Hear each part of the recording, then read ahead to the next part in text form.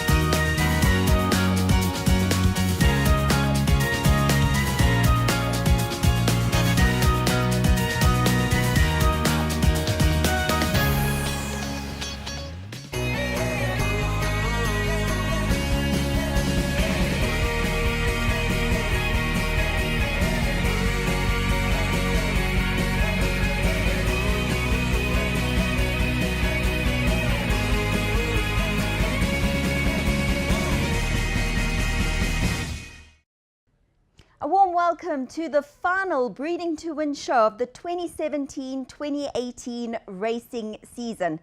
And with less than 3 weeks away to the 2018 Vodacom Durban July, things are starting to heat up as to who will make the final field.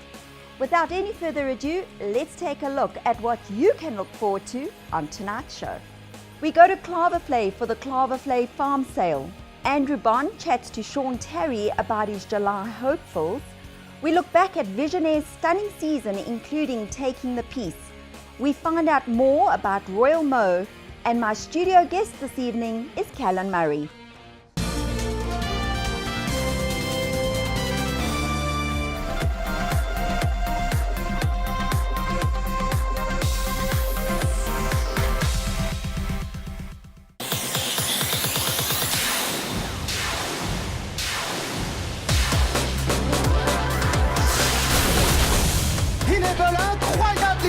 La police qui va enlever l'arc de triomphe. 5e victoire dans la course pour Frankie Ettori. Is storming home. One of the last possible gasps for the Challenger thriller. What a finish to the Melbourne Cup. Brave is under pressure when they turn in. It's been a relentless run, Cup. Who's going to be the last man standing? Buxing on through, then Wings of Eagles, Chris Moore, Wings of Eagles swooping through, and Wings of Eagles gets up to win. His 3,000th winner. Vodacom Durban July. Gauteng Sansui Summer Cup.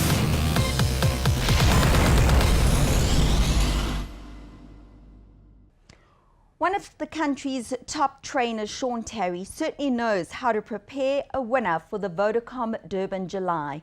He won the race in 2012 with Pomodora and a year later with Heavy Metal.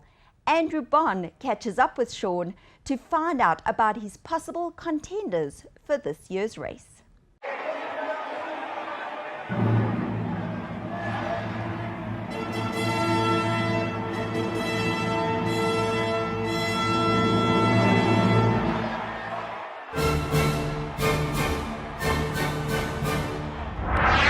We're here at the beautiful Randjiesfontein training establishment, North Rand, Gauteng, and it is my job to try and give you a balanced approach as to the horses that will participate in this year's Vodacom Durban July, seeing that Michelle Wing in KwaZulu-Natal does an outstanding job of keeping all those horses domiciled at Summerveld well covered. And it's interesting to note that the last 4 winners of the Vodacom Durban July have come out of Summerveld, and I refer to the Mike Bass trained Marinaresco, rather Candice Bass Robinson, let's get that straight. The Conglomerate, also a horse by the name of Legislate, and a horse called Power King. They were all trained at Summerveld. But before that was a horse called Heavy Metal, who used the Jubilee as his final preparation going into the Vodacom Durban July. Of course, we've seen horses like Ipitombi and Grazing, and even a horse like Igugu. There have been many horses that have won it from Gauteng.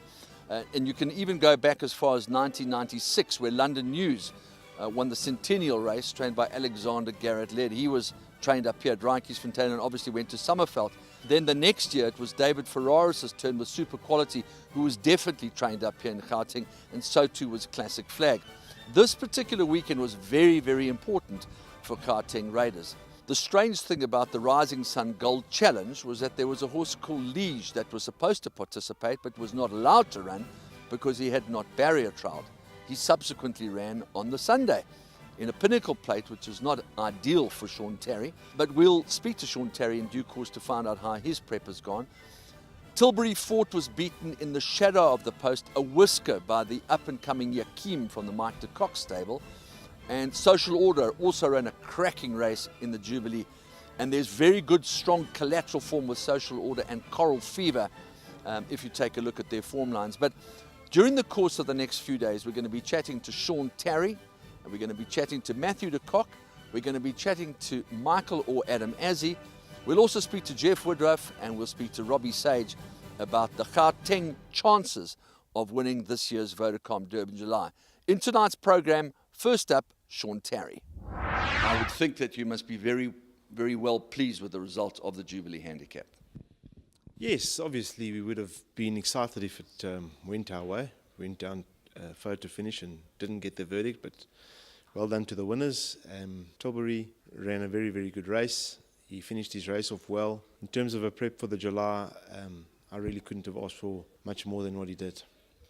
Let's come back to Tilbury Fort for the simple reason that we're standing in front of the son of Count Dubois, Social Order, who ran in the same race, absolutely cracking run as well. Yeah, I think he's a big runner in the July. He's run at level weights to the horse that's number one on the log. With all the scratchings, he's bound to have come in, obviously, into the top 18, I would say. And Social Order is also taken off on the outside. Het Puntana and Social Order. Het Puntana, big payday. Social Order. But I think the important part about yesterday's run was the fact that he hadn't run since March. And I think I just needed to show, first of all, the horse's well-being. And second of all, he needed the run, just in terms of a prep. So I think he's done everything asked of him. He got caught 3 deep. May have hit the front a little early, but in terms of showing his well-being and a prep run, I was very, very pleased. I don't think he necessarily had to qualify on yesterday's run. I think he was probably in before that. So I'm making the assumption that you know these rules well. In terms of the number of days that he hadn't been on the track, he probably wouldn't have had to barrier trial.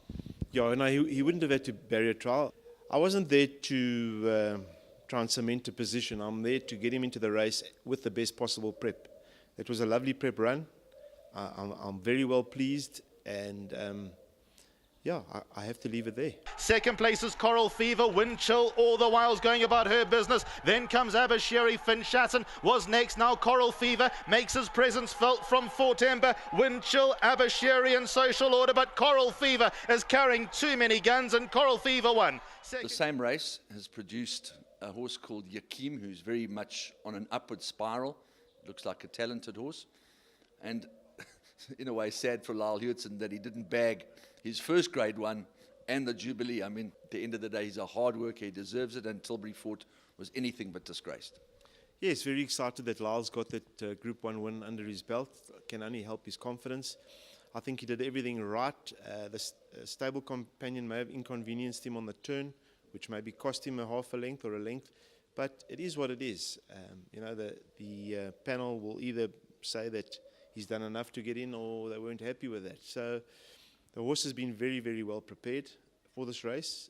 We obviously have always rated the horse, but he needed to be gelded, which he's done. He was very unlucky not to be 3 from 3 since being gelded. And in terms of his preparation, another very, very good prep into the July, and no question marks. Yeah, it's interesting for me because I remember there was a time when we were talking about Tilbury Fort as a 3-year-old, having run in all those classics. You said to me, well, we're glad he got in, but really all the owners wanted to do was have a runner, knowing full well that he needed to be gelded. Yeah, I mean, that was basically the topic of conversation last year, this time. I'm saying we need to geld the horse, and the guys were saying, well, we'd really love to try and get him into the July. Well, we managed to run in the July, but he did need gelding. Took his place in the Summer Cup, and then we really decided enough is enough, and gelded him, and certainly has had the desired effect. Horses get gelded for different reasons. Was he hemo-concentrating? Was he heavy? What was your thinking? Was he coltish? He wasn't moving as he should be moving, first of all. And second of all, he's not the easiest horse in running, and he wasn't settling nicely. So those were the two main reasons. But, I think we've seen benefits all around, and a decision that should have been made some time ago. Okay, now on to Matador Man. Now, he's a horse that ran third in the Grade 1 last season, more or less the same time of the year, Champions Cup behind Sale South. Fantastic run, and his prep has come along nicely. Matador Man is definitely a Durban horse. That's why we've left him in Durban. He raises his game good few pounds at Greyville. Yeah, he finished on a very high note last season. Just didn't reproduce it in Joburg. Having said that, his debut in KZN again this season was very, very good. He was running on strongly, inconvenienced for a while. I think maybe would have had a say in the finish, but had done enough as a prep run, and he's come along the right way. He's had a gallop this morning. He will have another gallop or two going into the race. Everything's gone as expected. Matador Man needs some running room. Dark Moon Rising's on the outside. Coming to the last 200 now. Crowd pleaser. And here's Elusive Silver with a big run. Elusive Silver hits the front over the last 100 meters. Dark Moon Rising's a runner on the outside. Elusive Silver's clinging on. And Elusive Silver has won it. Second, Dark Moon Rising. It's close. And then the Sansui Summer Cup winner, Liege. He's got everything going for him. He just hasn't had the right race to prep him for. Well, I think it's public knowledge at this stage that Liege was not supposed to run on Sunday. He was supposed to run on Saturday.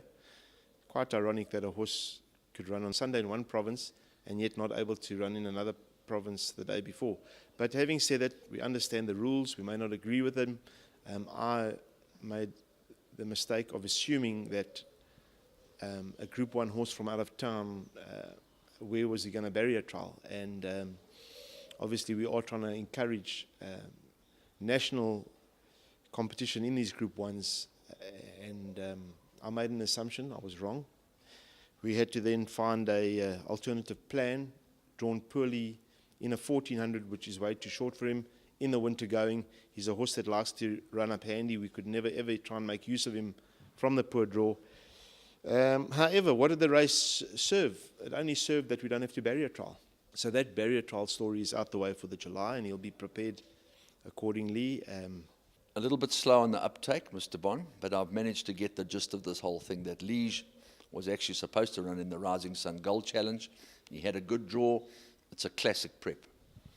Classic prep, and bearing in mind that we're at the coast and we are 200 meters extra in a small field, which would have made a difference for him, not having to be as far back as he was. But the bottom line is you're changing a whole lot of things in terms of preparation.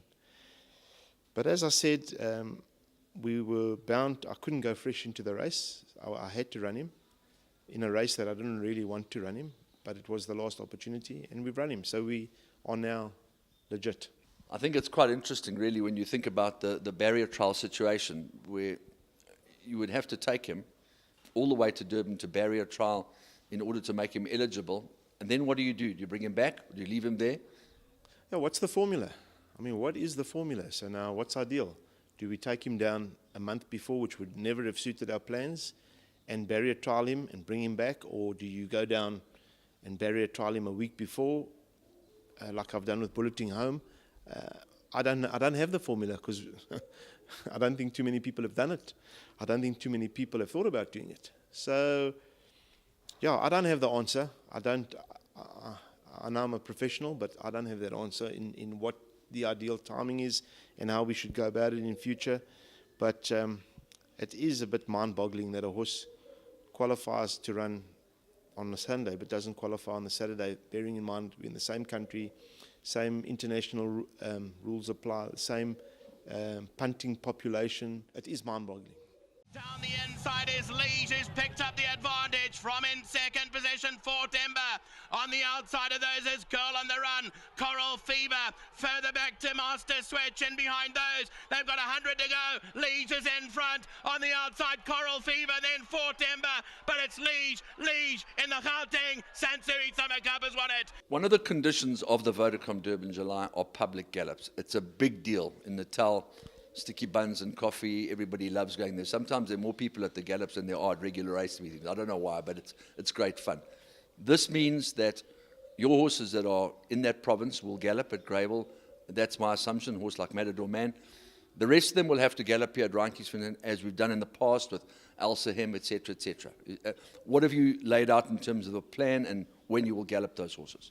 Yes, well, I think you have to gallop, obviously, it's part of the conditions, and they normally want to show those races. Often, logistically, it doesn't work out, and I've galloped my horses, and we haven't even seen those gallops on race day. So I think the right thing to do is probably gallop them a few days earlier, that everything's in place, that the logistics of showing those gallops are guaranteed, and I think that would probably be best for all. Okay, now I know you'd be happy with any one of these horses winning. But at this moment in time, what does Sean Terry really think? Is there so little between these horses, or do you have one horse that you think has really got the heavy metal Pomodoro win in him?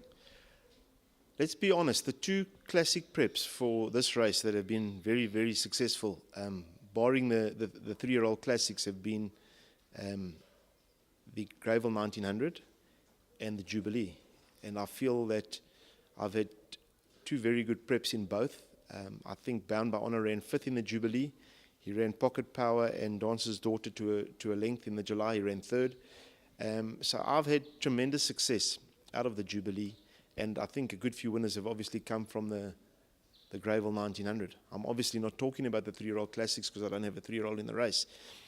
But I think I've got it well covered in that I've got, from those two races alone, 3 horses that come in with a really low weight, older horses that have trialled very well. So I think we've got it covered.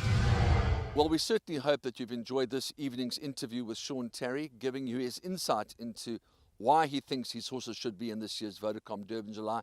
Not least of all their merit rating, their great performances like Liege winning the Sansui Summer Cup, like Tilbury Fort's run in the Jubilee, like Social Order's run in the Jubilee, and all his other collateral form, bearing in mind that the blinkers certainly have worked wonders for the son of Count Dubois. The fact that the gelding has done an enormous amount of good for Tilbury Fort, and the fact that Matador Man just happens to be a much better horse in KwaZulu-Natal than he is up here in the Highveld. If you take a look at his Grade 1 performance at the end of last season in the Champions Cup. For myself, Andrew Bond, on behalf of Breeding to Win, thanks for joining us, and we look forward to the next update for the Vodacom Durban July, South Africa and Africa's greatest thoroughbred horse race.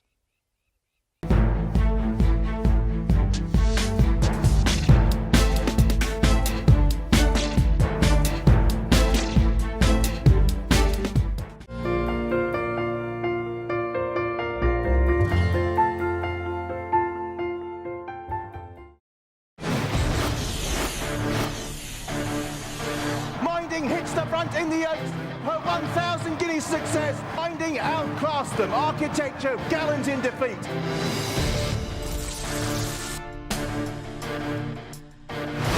It's coming with a challenge and moves through into 2nd. And it's Tarzan who has won the Investec Derby.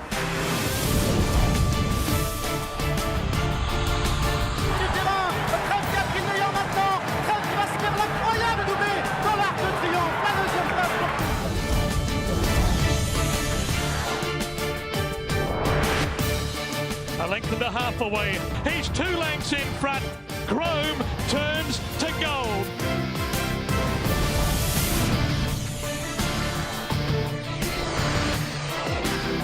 Smart Call wins the Jambi Met.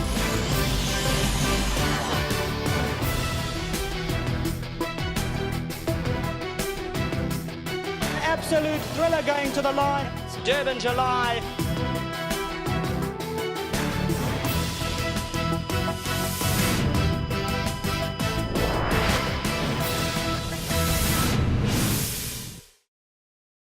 A young talent that will surely be missed by South African racegoers is Callan Murray, who was granted a license recently to ride in Hong Kong. Callan Murray, welcome back to the Breeding to Win show, and lovely to have you in the studio this time round. Thanks very much, Jules. Good to be here today and see the studio. It's really nice to be here. Now, I can't believe that it was just over 2 years ago that we interviewed you when you were fighting out the Apprentice Championship with Lyle Hewitson. 2 years later, you're getting a license by the Hong Kong Jockey Club to ride in probably one of the most leading countries in the world, horse racing standards. Yeah, I think that interview did just feel like the other day. I think we've come, both myself and Lyle have come a long way, and this opportunity to go to Hong Kong is a huge thrill for me. It certainly is one of the biggest platforms for racing in the world, so I'm very honoured to be going. I can't believe that in 2 years how your career has just taken off. I mean, it's been a whirlwind for you. Yeah, without a doubt it's been a whirlwind. I think I was very fortunate to have success very quick in my career, and very fortunate that it's kept going and led me to be able to go to Hong Kong. Exciting times for you. You must be thrilled. No, I'm absolutely thrilled. I loved my last trip to Hong Kong, and I'm very excited to be going back. Well, let's just chat about your last trip to Hong Kong, because how did all that come about? Yeah, well, my last trip to Hong Kong came shortly after I had my 3 Group 1 winners. So they invited me over for the end of the season. And yeah, it was a very different experience. The racing was similar to Australian racing, which I had the fortune of experiencing. And I thoroughly enjoyed my time over there, and it was really different and exciting. Obviously, the South African jockeys have done extremely well over in Hong Kong, so it kind of sets a good standard for you to go over, and it's a little bit easier for you to break through. Yeah, I think it's well documented that South African jockeys have had great success over there, and they've obviously opened some doors for some of us youngsters coming, so thanks to them for doing that. And I think South Africa is a very respected racing jurisdiction, so I'm very proud to be South African and going over representing South Africa. Now, you not only went and rode in Hong Kong, you pulled off a victory. It wasn't just a normal victory, it was a grade 3 victory. So one thing we've learned about you, Callan, is that you like to aim for the top very quickly. I was very lucky. I actually won 2 grade 3s over there, and it was an absolute thrill. And obviously you want to win races at the highest level, so that's always been my goal from when I started racing, and it's very exciting to be able to do that on an international scale. Absolutely. Well, you've done extremely well so far. Obviously exciting, but also a little bit frightening, I suppose, in a way, because you kind of know what you're getting into now, and it is very different. The culture is very different. What do you think are going to be your biggest challenges going to Hong Kong?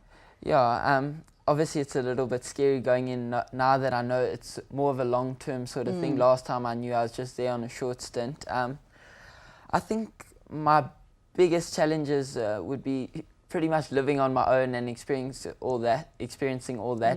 I have lived on my own for a bit, and it is a bit of a challenge for me, also being away from my family and that sort of thing, but I enjoy a challenge, and I think it's time that I've come to a stage in my life where I need to start being able to do those things, and it's exciting. I'm really excited, and the racing is a challenge over there. You have to do your own rides, and it's really difficult. You got to be not only in tune as a rider, you've got to be in tune with your relationships with the trainers, and understanding the handicaps of the horses and knowing when to get on horses, and it's definitely a challenge.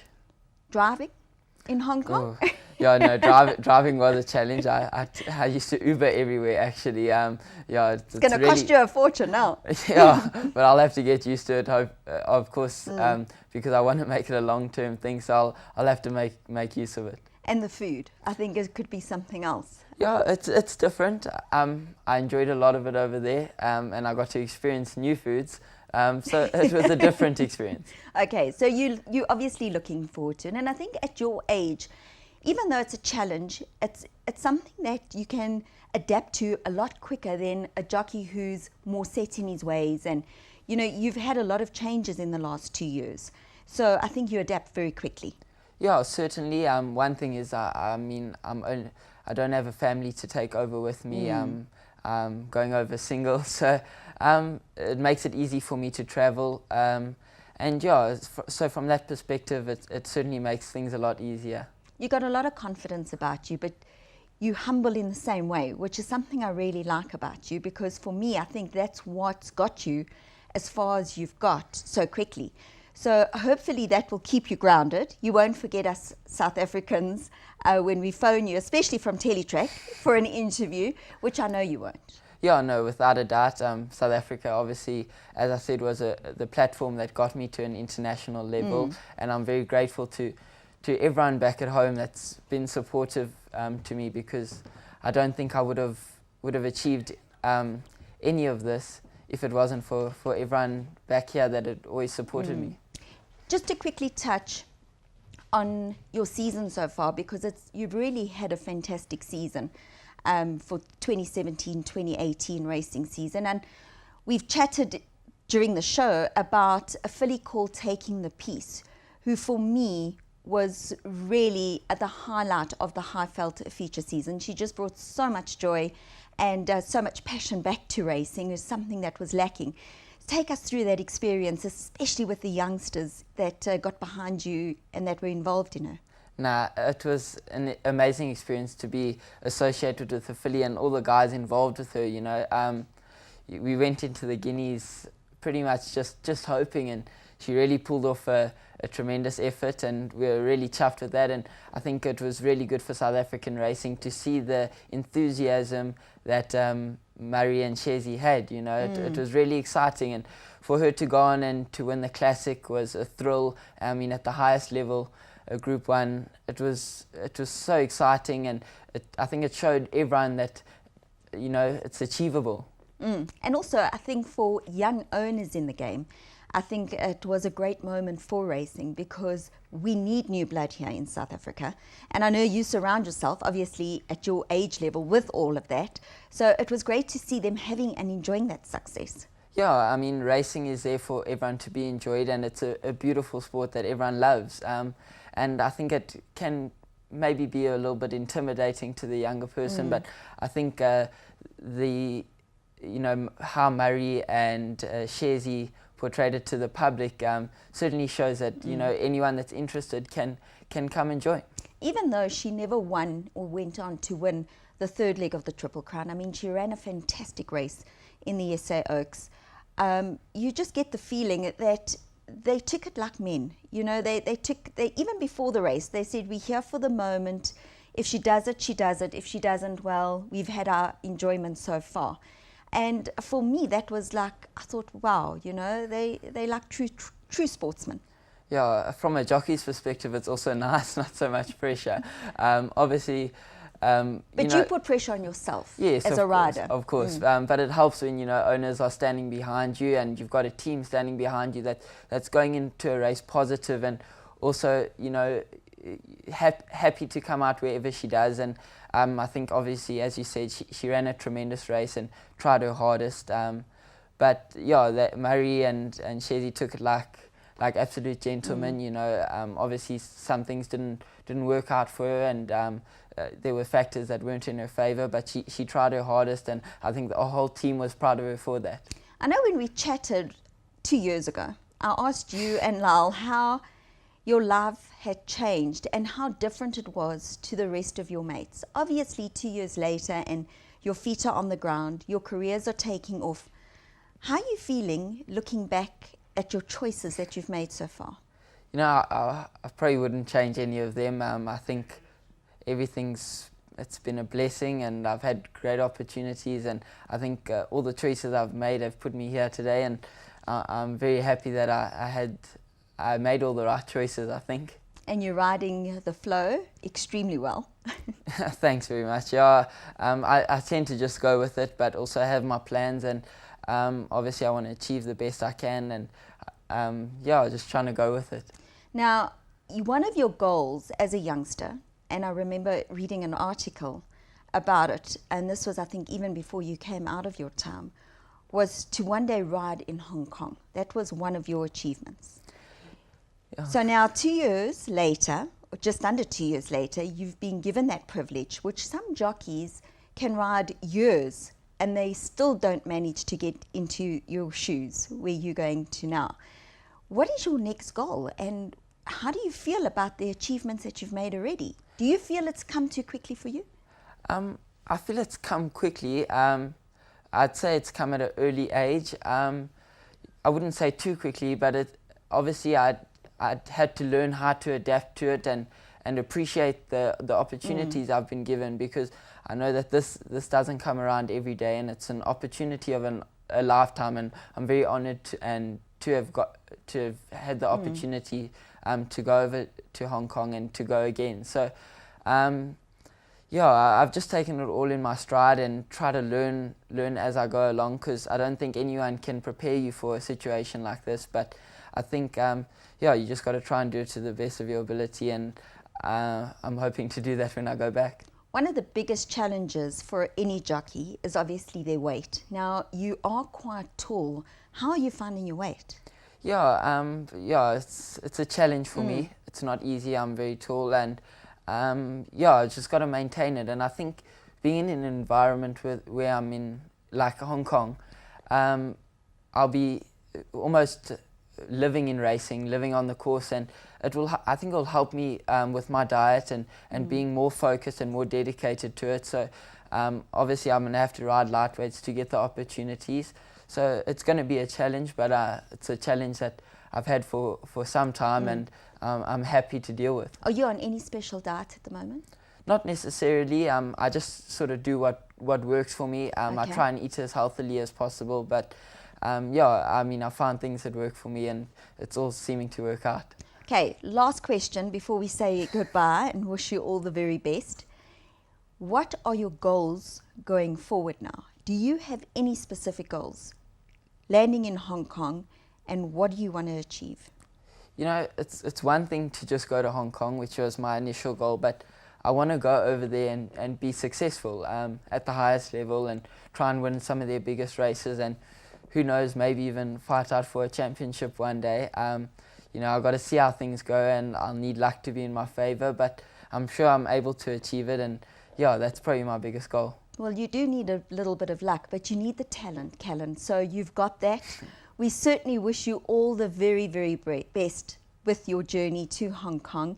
And I know that I do speak on behalf of the South African Racegoers to say we're very proud of you, and we'll be pulling for you all the way. Thanks very much. I must just say a huge thanks to everyone in South Africa, all the trainers, you know, Mr. de Kock, and everyone that's been behind me and got me to this stage. I'm really, really grateful and honoured to be where I am today, and it's all to everyone's backing here in South Africa. Well, thanks once again for joining us on the Breeding to Win show. Once again, we wish you all the best. Thanks very much. Thanks to Callan Murray.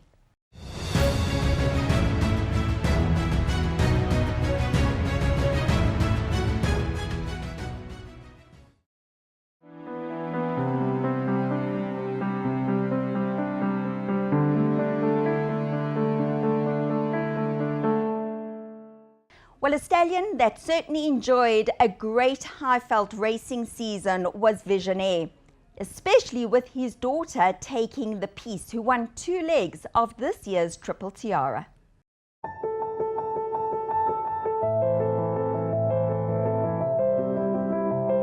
Visionaire, South Africa's champion freshman sire in 2015, stands at Lammaskrel Stud. Foaled in 2005 by Grand Slam out of a French deputy mare, Scarlet Tango, the fine-looking liver chestnut oozes size and quality. Visionaire was top class over 6 furlongs to a mile, and most famous for winning the Grade 1 King's Bishop Stakes at Saratoga, and has a time form rating of 126. Hisa had heaps of fun, who won the Gauteng Fillies Guineas in 2016 in his first crop and has had many other winners, including Africa Rising and Visuality. Taking the pieces, finishing up on the outside, Secret Potion. 200 to go, Green Top. Here comes taking the piece on the outside. Green Top taking the pieces, flying. Taking the piece in Green Top. Here it comes, taking the piece. What it? No, he's beautiful, Fee, and it shows in his sales results. And he's the kind of horse that I think can improve on your mare from a physical point of view. I think the future is exciting for him.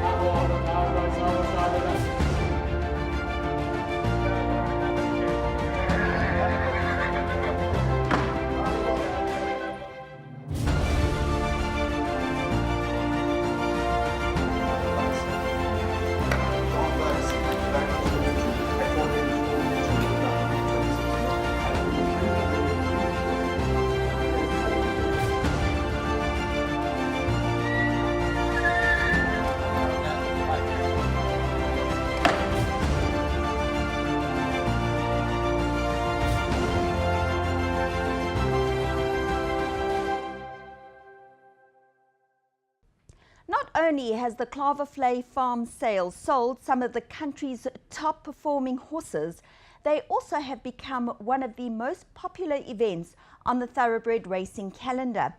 The Golf Day and the Claverflay Farm Sale took place this past week.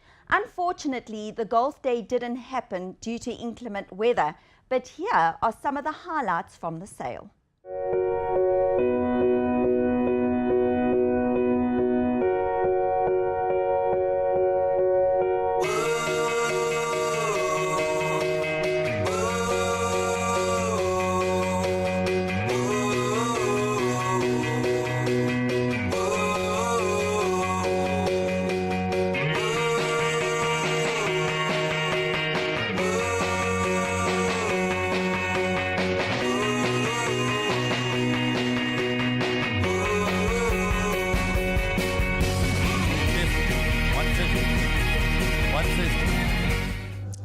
To Win team have had a wonderful evening here at the annual Claverflay Farm Sale.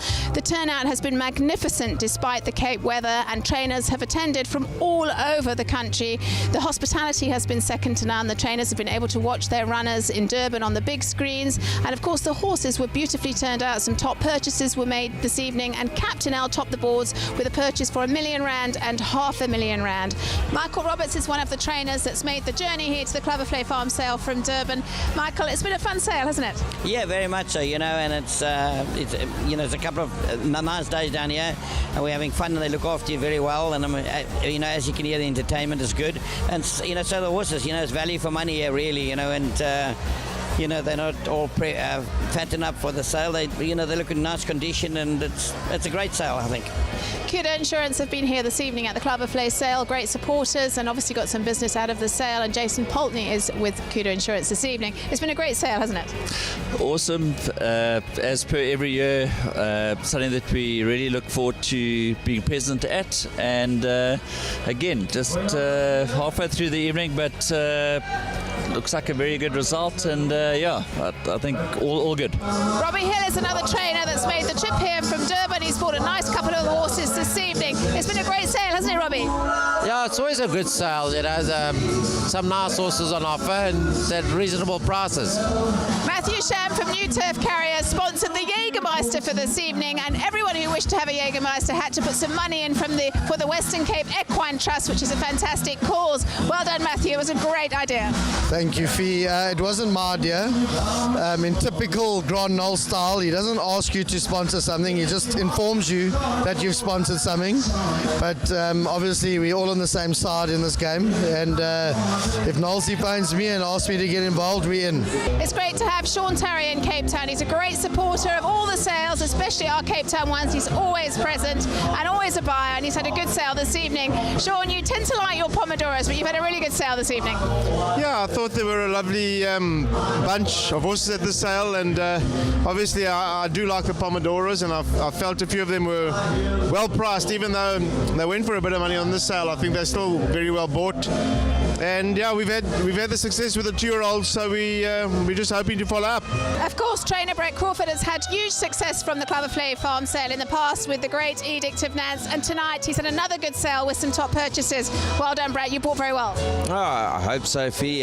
Time will tell. But we bought a nice Captain of All colt. Really nice moving horse, built very similar to the Captain Al's. So very happy with what we bought. And then I bought another filly that obviously very happy with our purchases. So I thought the sale was quite strong. And obviously Cloverflay put on a fantastic day as always. Once again, the Cloverflay sale has been a great event. Everyone is having loads of fun. The horses looked fantastic. The people have gone away with some great purchases. The Captain L's obviously made the top prices of $1 million and $500,000. And what a wonderful sale it's been. John, thank you very, very much for having us. And despite the weather yesterday and cooling off the golf, the spirits have been very high. No, it's been fantastic, Fee. And, you know, there's a lot of challenges in the game at the moment with grooms up in Transvaal. And so a lot of people, you know, have battled to get here. But it's been fantastic. It's been a few dark months for Cloverflay, but it's just amazing to see how people rally around you, you know, and how many have pitched up and come through here, and we see the same faces and new faces, and it's for us just a privilege to have everybody here. And some good prices this evening. As I said, the Captain L's went particularly well. Yeah, you would never think that you, in a tent on a farm, that you can be selling horses for R1 million, you know. So it just shows you, if you've got the right stock, the money is there. And I think, you know, obviously with Captain L, you know, what can I say about Captain L? He's done it all. He's always pulled us through the mire, and he's just a fabulous stallion. Well, there's been some huge successes from this sale before, and I'm sure there will be no different from this sale. And of course, there was top trainers from all around the country this evening. There were, Fee, and how many of them came to me and actually spoke about the quality of the horses here. And that's very encouraging, because that's exactly what you want to do. You know, if you hold a sale and you don't have the results, your sale will peter out and people will stop coming to the sale. So, no, it's great to see everybody coming around, and I just hope that they have much more success. And lovely to see your family all supporting you this evening. Yeah, it's always good to have them around, and sold a few horses for the boys. And my grandson was here as well, and he's getting into the horses, so yeah, it's cool. It's great. Well done. It's been a truly successful evening. Well done to you and all the team. Thanks, Fee. Appreciate it.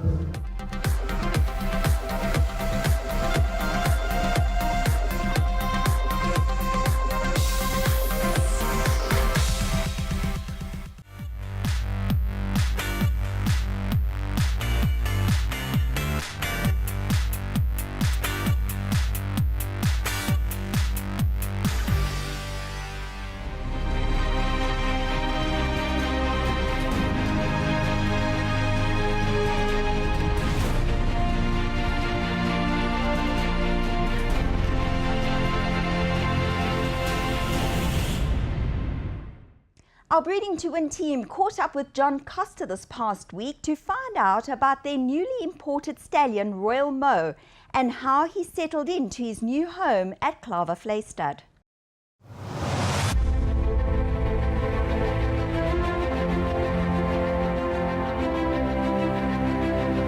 As a racehorse, he ran a pair of seconds in his first 2 starts over sprints. He then broke his maiden when he first went over a mile. Straight out the maidens, he managed to reel off a group win over the mile as well. And then obviously big performance when he ran 3rd in that group 1, the Derby. Royal Mo, and here comes Gormley, followed by Iliad and Reach the World in Battle of Midway, trying to stave off the Moss pair. Royal Mo and Gormley battling strongly. Gormley looming into the lead now. Gormley takes the lead, and Gormley wins the Santa Anita Derby.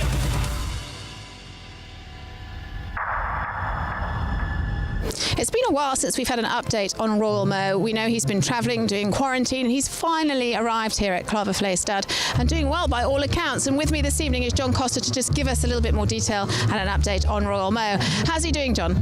Fee, it's amazing. You know, he's I think he left the States in February, and he's just arrived here. He's been here about 3 weeks, and he's looking amazing. His coat is great. It's dappled. He's put on a lot of condition. You know, with his injury, it was a very severe injury. Another horse had exactly the same injury around about the same time and didn't make it. So fair dues to everyone who was involved in the transport, but he's looking wonderful. Yeah, he's a super looking horse, and of course we've got all the advertising out, a beautiful brochure on him, and he really does look the real deal. And bookings wise, are you taking bookings? Well, we're taking bookings, but we're only really starting to market him now, so we're planning on taking him through to Durbanville on the 27th to show him there, and then we'll have an open day especially for him.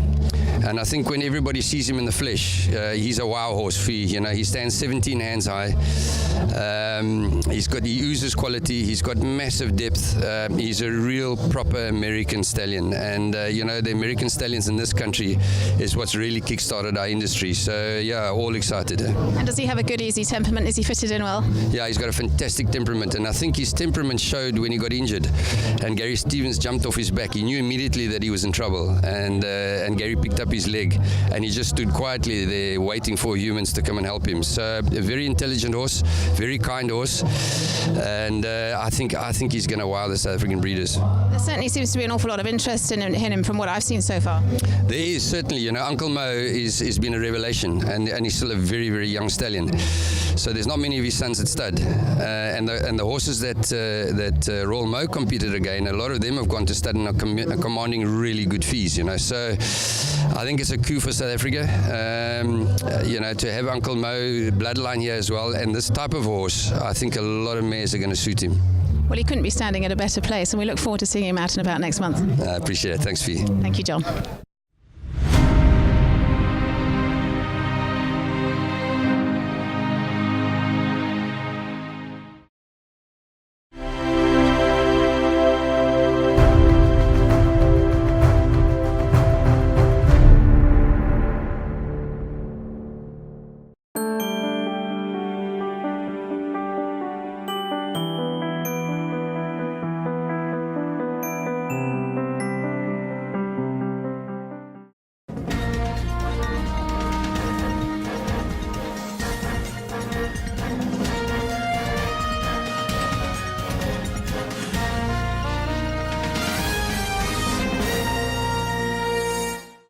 Well, that's a wrap for our final show of the season. Just before I say goodbye, I'd like to wish all the fathers out there a very happy Father's Day, and especially to my dad.